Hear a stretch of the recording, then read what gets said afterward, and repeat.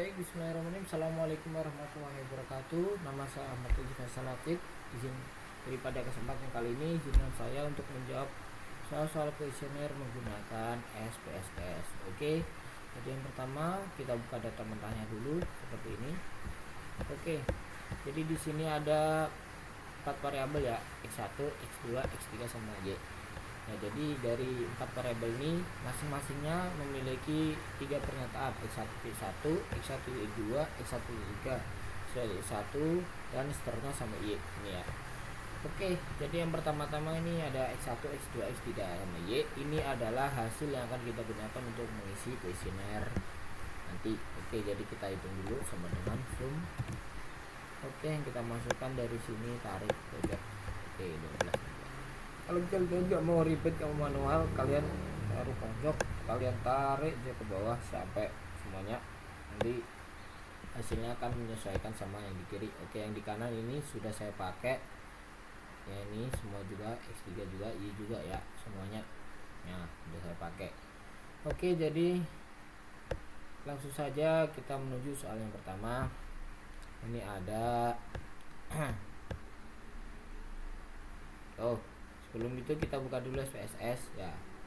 Ini ada di SPSS, ini ada variable view sama data view. Oke.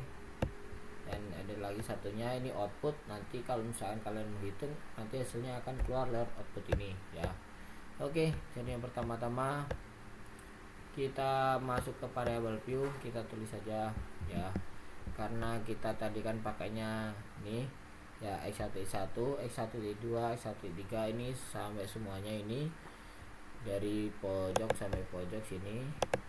Di sini kita tulis di sini nanti ya. Misalkan seperti ini.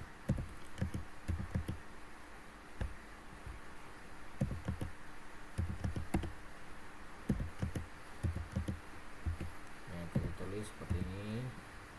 x1 titik 3, x1 oke, x2 titik 1, x2 titik 2.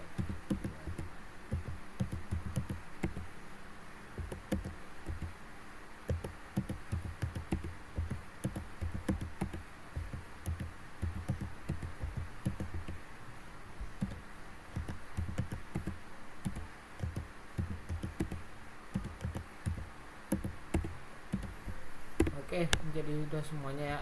Oke, jadi yang pertama kita pastikan tipenya, type-nya numerik semua ya. Karena ini berupa angka, jadi kita pastikan numerik.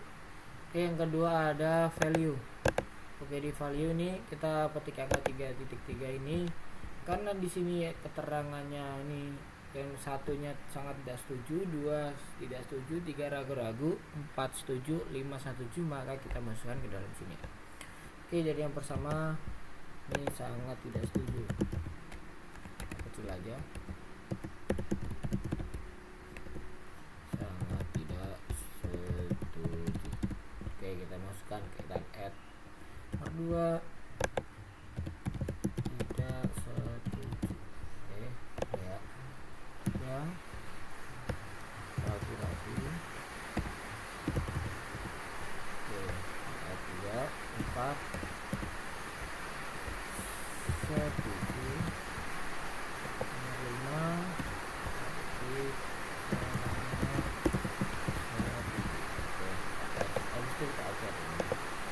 oke, habis itu kita copy ini dulu, copy ya, kita isikan ke semuanya ini di value, tetapi dikecualikan untuk hasilnya seperti x1, x2, x3 sama y nya ini nggak usah.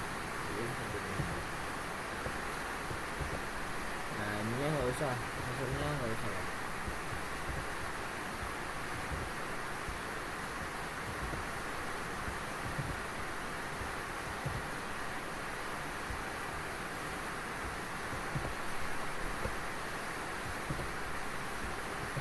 Oke, kalau sudah masuk value, kita masuk ke measure. Measure kita ordinal dulu. Ordinal kita bikin semuanya di ordinal. Dikecualikan juga untuk hasilnya nanti kita isi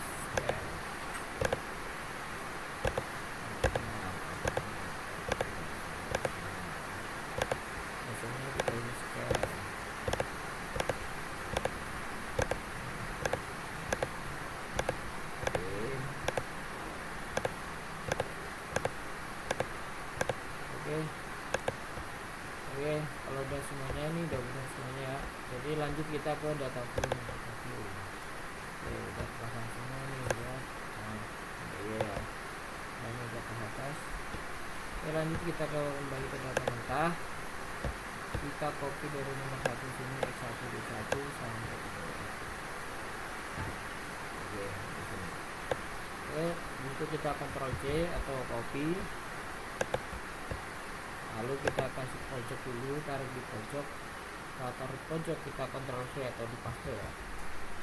Oke, udah kan, udah masuk semuanya ini. Dan ya bang, oke, dan ya. Oke, yang pertama kita harus mencari data deskriptif dulu ya teman-teman. Seperti ini. Oke, deskriptif pada SPSS. Jadi dari data deskriptif ini kita mengetahui bahwasanya jumlah yang sangat setuju itu berapa persen, yang setuju berapa persen, yang ragu-ragu itu berapa persen, yang tidak setuju itu berapa persen, dan sangat tidak setuju itu berapa persen. Oke, jadi langsung saja mari kita hitung pakai SPSS. Oke, yang pertama kita klik analyze, kita cari di deskriptif statistik, kita klik frekuensi. Oke, jadi di sini kita masukkan semuanya kecuali yang hasilnya nggak usah ya teman-teman.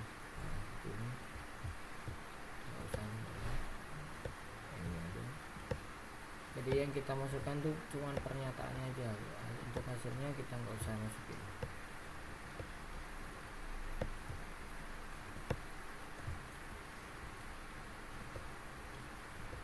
Oke,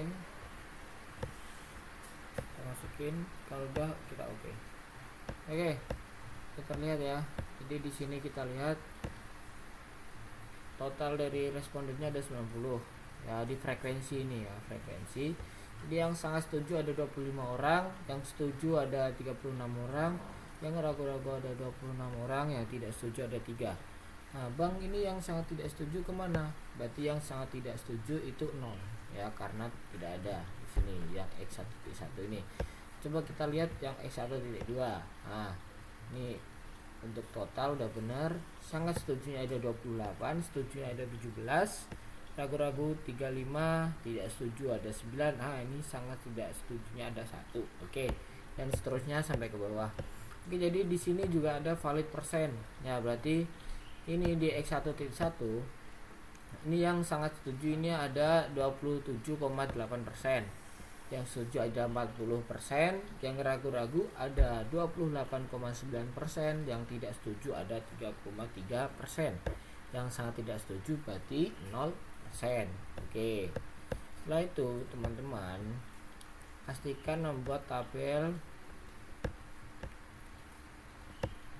seperti ini ya teman-teman, tabelnya. Oh ini seperti ini ya nanti. Jadi per tabelnya itu punya tabel seperti ini ya, jadi ada X1.1, X1.2, X1.3. Oke, jadi kita bikin tabel. Setelah kita bikin tabel, kita lihat sangat setujunya ada 25 seperti yang tadi ya, X1.1. Kita akan dulu ke X1.1. Oke, di sini ada sangat setuju 25, yang setuju di 36, ragu-ragu 26, dan tidak setuju ada 3, sangat tidak setuju ada 0. Kita lihat apakah sesuai. Oke, X1.1 yang sangat setujunya ada 25, dan yang setuju ada 36, ragu-ragunya 26, tidak setuju ada 3, sangat tidak setujunya ada 0. Nah ini di bawahnya yang saya sebutkan tadi, ini adalah valid percent. Nah ada yang sangat setuju ada 27,8%, yang setuju ada 40%, yang ragu-ragu ada 28,9%, yang tidak setuju ada 3,3%. Kita lihat. Oke, 27,8%, 40%, 28,9%, 3,3%. Oke, sesuai ya. Jadi kita masukkan sampai ke bawah nanti sampai Y-nya. Oke, kita masukkan semua, habis itu kita jumlah. Seperti ini ya teman-teman. Oke, kita lanjut yang nomor 2. Kita lanjut yang nomor 2. Oke, yang nomor 2 kita mencari uji validitas. Oke, kita mencari uji validitas. Yang pertama-tama yang harus kita lakukan, kita akan mencari R hitungnya dan juga nilai signifikannya ya. Jadi di dalam uji validitas ini kalau kita lihat nih, apabila hasil yang diperoleh R hitung lebih besar dari R tabel, maka instrumen disebut valid ya. Kita akan mencari R hitungnya dan juga nilai signifikan. Oke, gimana bang caranya? Oke, jadi kita buka langsung SPSS tanpa metode. Kita klik analyze, kita klik correlate, kita klik bivariate. Oke, setelah kita klik bivariate, kita langsung masukkan per variabelnya, jangan langsung semuanya. Oke, jadi per variabel kita klik oke. Ini pastikan persen, total dan flag signifikan udah kecentang semua. Itu kita oke. Nanti akan muncul seperti ini. Kita lakukan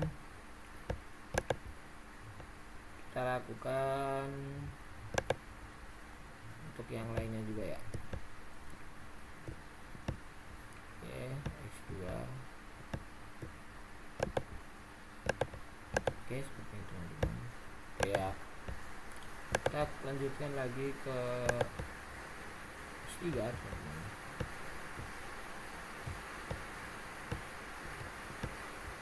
Jadi per ininya, per variabelnya ya.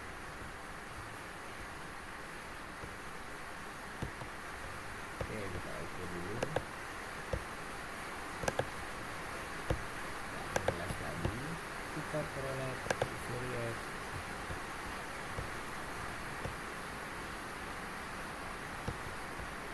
Kita Y ini akan dulu. Oke, panaskan dulu habis kita oke. Oke, jadi setelah kita mengetahui udah mencari semua kan tadi. Nah, ini hasilnya kan udah ketemu ya. Oke nih ya, korelasi. Nah, untuk nilainya X1 T1 ini kita lihat yang pojok nih, ada di X1 nya, fokus ke X1. Ini ada petik 2 nya nih. Nah, petik 2 ini, titik 2 ini di atas ini menandakan nilainya dari X1 T1 ini ada 0,772. Jadi nilai R hitungnya itu adalah 0,772. Oke, jadi ini ada nilai signifikannya dari X1 titik 1 yaitu 0,000. Paham ya?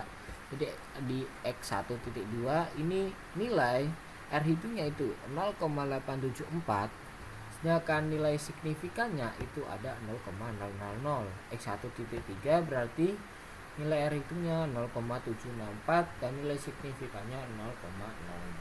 Oke, dan seterusnya sampai ke bawah. Setelah itu kita bikin tabel yang lebih seperti ini. Oke, jadi di sini ada R hitung, nilai signifikan. Oke, jadi kalau kita ketahui di R hitungnya X1 titik 1 ini ada 0,732. Oke ya, X2 titik 1 nah, X1 titik 1 ini ada 0,732. Dapat nilai signifikannya 0,00. Nah, kalau di sini kalau diuji validitas apabila R hitung lebih besar dari R tabel maka dinyatakan valid. Nah, sedangkan di sini 0,000. Oke, di sini kan ada 0,00 nilai signifikannya. Kalau kita lihat di tabel ya seperti ini. Nah, ini jadi nilai signifikan ini. Jadi tadi kan kita sudah mencari 0,00, sedangkan kita pakai alfanya itu kita pakai 5% atau 0,05. Nah, berarti kalau kita taruh di tabel seperti nilai signifikannya 0,000 kurang dari 0,05, jadi masih 0, nilai signifikannya dari X1 itu lebih kecil dari 0,05. Oke, terus gimana sih kok ini bisa dapat R tabel? Oke, lanjut kita akan mencari R tabelnya ya teman-teman. Oke, tanpa berlama-lama kita akan mencari R tabelnya ya teman-teman. Langsung saja kita buka yang sudah disediakan sama teman-teman. Ini ada T biru muda sama biru dongker ya. Jadi biru muda ini T alfanya 0,05, ini R nya 0,05 atau tadi ya R tadi. Oke,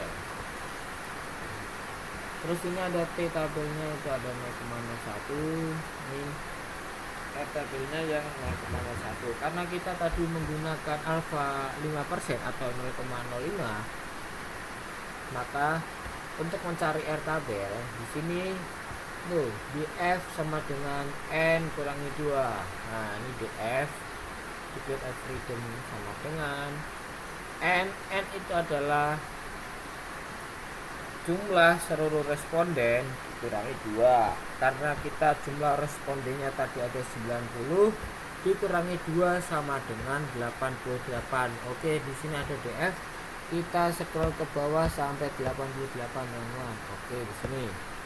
Berarti otomatis kita akan pakai kuning ya, karena kuning tadi 0,5 sini ya. Jadi otomatis R tabelnya itu adalah 0,210. Oke, paham ya sampai sini teman-teman. Langsung kita masukin. Jadi untuk R tabel itu pasti sampai bawah itu sama. Tuh 0,21 sampai bawah itu sama. Oke. Jadi kalau kita lihat dari sini R hitung R tabel. Jadi di dalam kondisi ini kita lihat dari R hitung itu lebih besar dari R tabel ya teman-teman.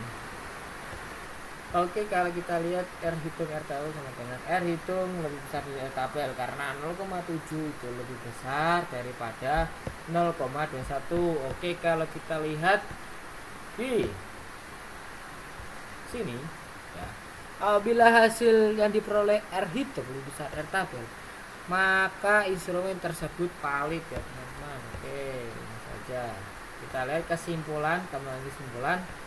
Maka tadi ya sudah kita hitung R hitung lebih besar dari R tabel ya, kita semuanya sudah sesuai kan, sudah lebih besar semua dari R tabel, maka hasilnya valid, kesimpulannya valid semua ini teman-teman. Oke, paham di sini? Oke, kita lanjut ke selanjutnya.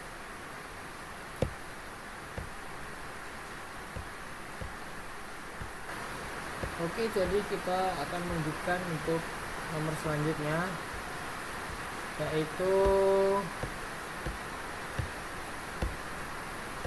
uji reliabilitas menggunakan metode Cronbach alpha. Oke, kalau misalkan tadi kita menguji validitas yang dihitung itu cuman tiap pernyataannya, sekarang kita hitung yaitu setiap variabelnya. Oke, seperti X1, X2, X3, X4. Kalau kita lihat dari data kita, X1 itu adalah intensitas layanan konselor Islami, X2 itu adalah kualitas relasi konselor dan klien, X3 itu adalah pemahaman nilai-nilai keislaman dalam konseling, dan juga Y itu adalah kesejahteraan psikologi mahasiswa. Oke, lalu kita langsung saja. Sebelum itu kita lihat dulu menurut Sujarwendi. Jadi itu nilainya bisa dikatakan reliable jika nilai Cronbach alpha itu lebih besar dari 0,6. Oke, jadi Cronbach alpha gimana cara mencarinya? Oke, kita tahu saja langsung tanpa bertele-tele. Oke, nanti agar kita bisa menentukan itu reliable atau enggak. Oke, jadi pertama kita mencari alfanya. Jadi kita buka di SPSS, kita analyze, kita scale, kita reliability analysis. Oke, nanti kita masukkan setiap pernyataannya tanpa memasukkan X1 nya. seperti halnya deskriptif ya.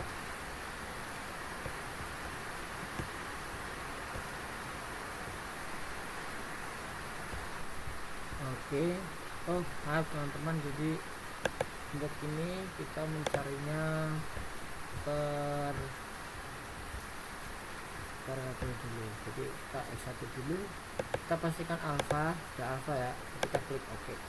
Oke, nanti kita akan masuk sini ya. Kita fokus ke reliability statistik. Oke, jadi di sini kelompok alfanya kita lihat, kita tahu, jadi kelompok alfanya itu 0,720 ya. Oke, kalau kalian pusing bingung, kalian bikin dulu tabelnya seperti saya ini ya, saya ini dulu jadi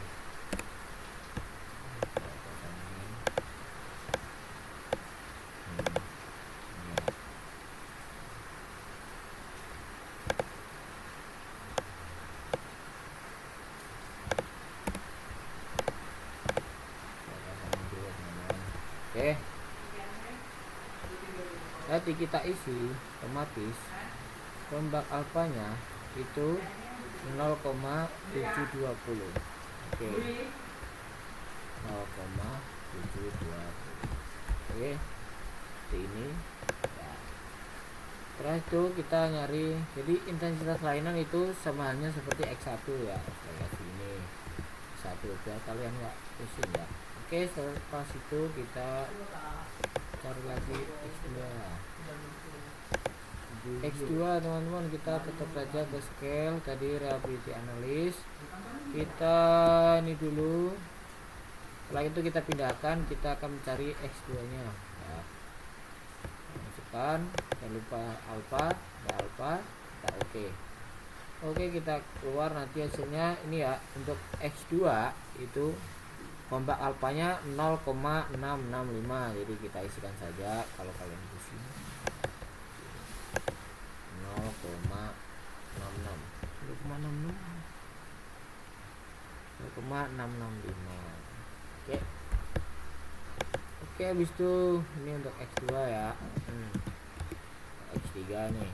Nah, ini ya. Nah, X3 nya kita cari lagi. Analyze, scale, reliability analysis, kita keluarin dulu. X3 kita masukin alpha, kita masukin. Terus kita lihat reliability statistiknya, kelompok alfanya 0,736.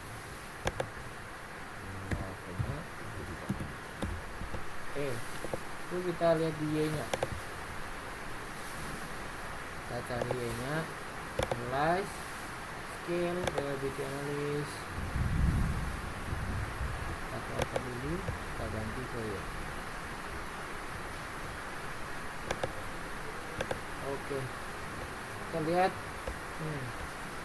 reliability statistiknya, kelompok alfanya ada 0,866.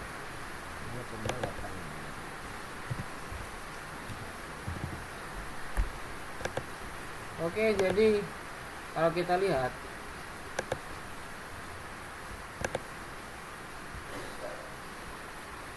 dinyatakan variabel jika nilai kelompok alfa lebih dari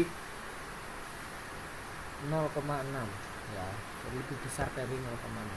Kalau di sini kita lihat 0,72 itu lebih besar dari 0,6, berarti variabel. Oke, kalau kita lihat sekarang 0,665 lebih besar dari 0,6, jadi reliable.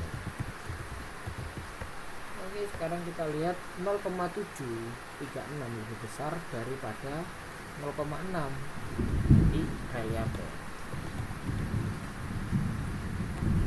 Oke, jadi kita lihat lagi Y nya 0,855 itu lebih besar dari 0,6, berarti reliable. Oke, dan ya teman-teman, terus ya bun. Oke, lanjut kita akan masuk ke nomor selanjutnya.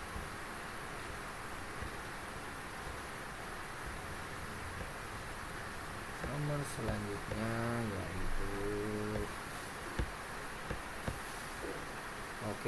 uji asumsi klasik. Pertama kita akan menggunakan uji normalitas probability plot.